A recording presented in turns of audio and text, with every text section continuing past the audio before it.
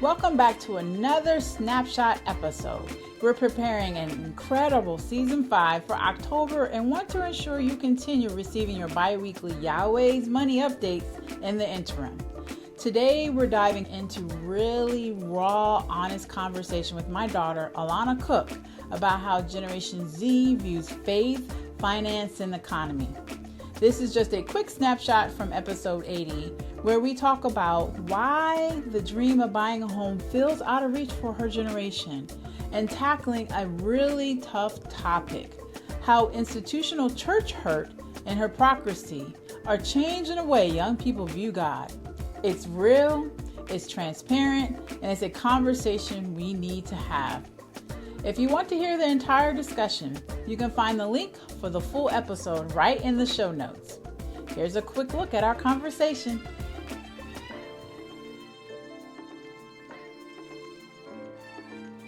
Yeah, so what about how Generation Z sees giving, saving, and wealth? Let's get into that deeper. Tell me more about what you think your generation sees versus what you thought my generation sees around that. I think before now, it was easier to see how money could get you to the place you want. Mm-hmm. But it's the distribution of money, especially in this country right now, is so uneven that money isn't just I think it has a hold on people, but not in it's gonna bring them up, but it's something that they're chasing because they can only get a certain thing because if they have money, if that makes sense. Yeah, go deeper with that. What do you mean by that? Give an example. An example? It's like when you were younger, it was easier to picture yourself in growing up and buying a house, you know? Mm-hmm. But the furthest that people in my generation feel like they can go is just getting an apartment to themselves. Because the price of everything has skyrocketed and they're not hiring people and the jobs we do have don't pay us enough. And especially after the pandemic and stuff they realize that they don't have to pay people to do the work, or they don't need as many people to do the work they want done. So it's just really, it's like a standstill, you know?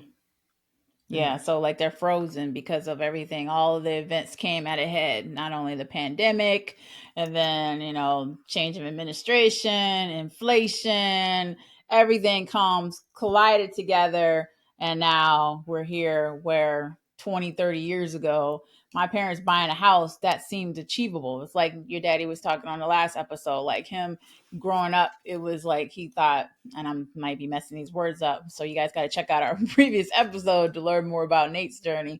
But he was saying that he didn't think it was achievable because he didn't see it. But then he saw our grandparents' house, your grandparents' house, my parents' house.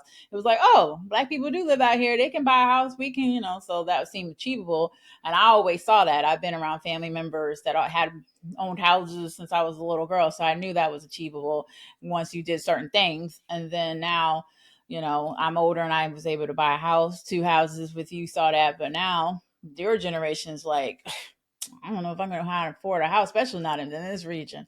It's very expensive in the DMV, but all around the country, everything skyrocketed from, Yeah, I think it's also I could be doing the job you're doing now and not be able to afford the same thing because you have time to save for the house and through previous years or whatever, but I wouldn't be able to keep that same amount of money now. You wouldn't be able to save expensive. it, you mean? Yeah. Everything's expensive, yeah. So I know a lot of people, I try my best to save money, but I have a lot of coworkers who have a hard time because they have to pay for bills and stuff that I don't have to. So. Yeah. No, that's real. I mean, and then you add in there the whole faith part of it. It's hard to be faithful for some people when you just you're constantly, it's hard to be oh, I can save, but every time I save a little bit, I got to spend it, right? Or so how is God really looking out for me? And God just wants us to be patient and humble with what we have and grateful. But sometimes I know when I was younger in my 20s, I was Lord, I mean, first of all, I was not as faithful. I was not as spiritual, as religious as I am now. Didn't know the word like I do now. But even back then, it was just you was always seem like you're scraping. You're always trying to figure it out. And that's just young. You just learning, right? So. Yeah, and I don't think people see the faith the same way as your generation does too. Okay. Okay. Let's talk about that.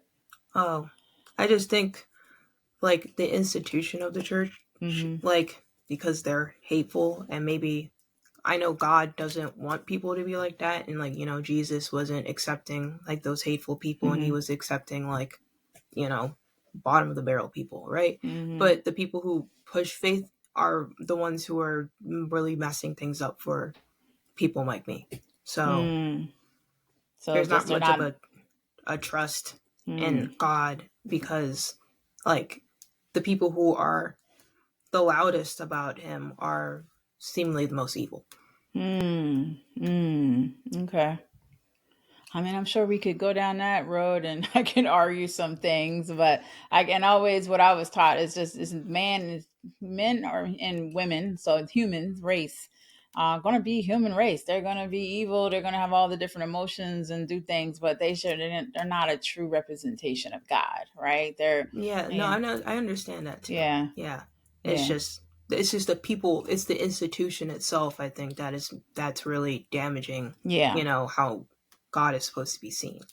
Yeah, and I've seen the numbers and the statistics and read a lot of articles around that where they're saying obviously the numbers in the religious institutions across the board, whether it's Christianity or Islam or all of them, have gone down because people are, now that everything's open through the internet and social media, and people really seeing who these people are. And unfortunately, there is some corrupt. There's, like you said, there's evilness. And it's always been that way, in my opinion. It's just now that everybody sees it and it's thrown at you at a higher rate. Of the volume is so high, you're like, okay. And then if you do even go to your own church, there's a certain thing called church hurt, where you actually go and you're hurt by your church because they've done something to you and it's hard to forgive them. But God tries to teach you, wants us to learn forgiveness, right? But that doesn't always come with reconciliation, which means like actually moving forward and trying to rebuild that relationship after somebody really hurts you. And people are like, no, I'll be good. When you could just serve God on your own, it's always great to have a church and be a part of a fellowship, but sometimes that's not the best way. And they have abused kids, they have abused money, they have abused power. And I mean, the list goes on. And that's hard for your generation to get past, huh? Mm. Yeah.